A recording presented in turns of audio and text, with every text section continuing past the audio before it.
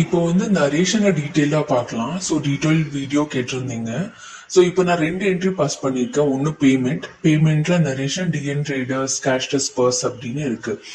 இது வந்து இந்த பர்டிகுலர் லெஜருக்கு சேவ் ஆயிருக்கும். அதுவே இன்னொரு ஓச்சர், அதாவது சேல்ஸ் ஓச்சர்ஸ் பண்ணேன். அதுல சேல்ஸ் ஓச்சர் டைப் நரேஷன் கொடுத்துருக்கேன். ஸோ ஒன்று வந்து அந்த லெஜர் கட்டாக இருக்கும், ஒன்று ஓச்சர் டைப் கட்டாக இருக்கும். இப்போ நான் ஒரு என்ட்ரி புதுசா சேல்ஸ் என்ட்ரி பாஸ் பண்ணும்போது, எக்ஸாம்பிள் டிஎன் ட்ரேடர்ஸ் எடுத்து பண்ணும்போது அந்த நரேஷன் ஃபீல்டு வர்றேன். வந்த உடனே இப்போ நான் ஆல்ட் ஆர் பிரஸ் பண்ணேன்னா நான் பேமெண்ட் ஊச்சர்ல அந்த பர்டிகுலர் டிஎன் ட்ரேடர்ஸ்க்கு என்ன நரேஷன் கொடுத்துருந்தனோ ஆல்ட் ஆர்ல டிஎன் ட்ரேடர்ஸ் கேஷ் டிஸ்பர்ஸ்ட் வந்துடும்.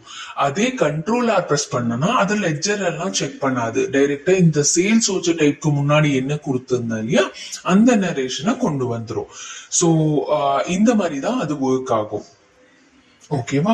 ஆல் கண்ட்ரோலர் வந்து irrespective ஆஃப் லெஜர் எல்லாம் பார்க்காது, கடைசியா ஓச்சர் டைப்போட நரேஷனை செக் பண்ணும். தேங்க்யூ ஃபார் வாட்சிங் த வீடியோ.